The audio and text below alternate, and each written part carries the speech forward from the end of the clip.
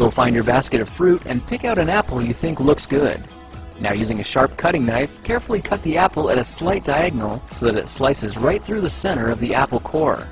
While we're here, let's save 2 of the seeds because we'll be needing them later. Now that we've got our 2 halves, let's take the side that still has the bottom attached and place it face down on a cutting board. We'll need to place 2 butter knives perpendicular with the top and bottom of the apple. Now we can carefully cut down along one side of the apple core until the knife bottoms out on our makeshift spacers, then use the spacers as a guide to gently cut in from the side. When the 2 cuts meet, you'll have an apple wedge that pops right out. And while we're here, let's cut a piece from the other side the same way. Now our goal with these is to cut out 3 more L-shaped wedges about 1/4 inch thick. And this time, rather than cutting in sideways toward your fingers, try turning the piece over so you can cut downward and meet the first cut at the bottom. Now with a little wiggle, a new apple wedge should break free.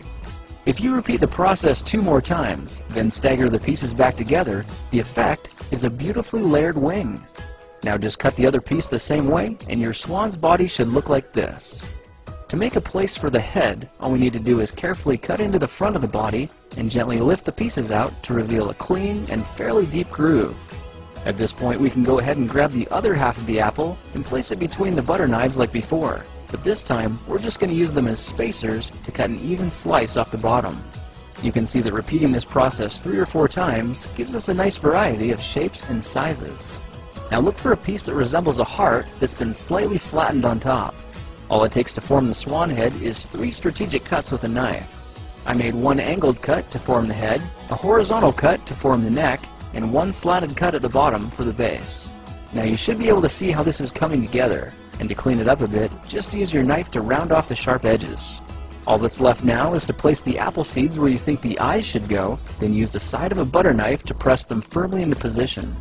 When both eyes look good, simply drop the neck into place, and you're done. You've just created a beautiful and decorative apple swan. I spritzed mine with a bit of lemon juice to help prevent it from turning brown, then put it on display to show off for our dinner guests later that night.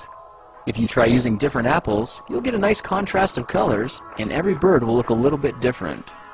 Well, now you know how to take any ordinary apple and turn it into a decorative and edible apple swan.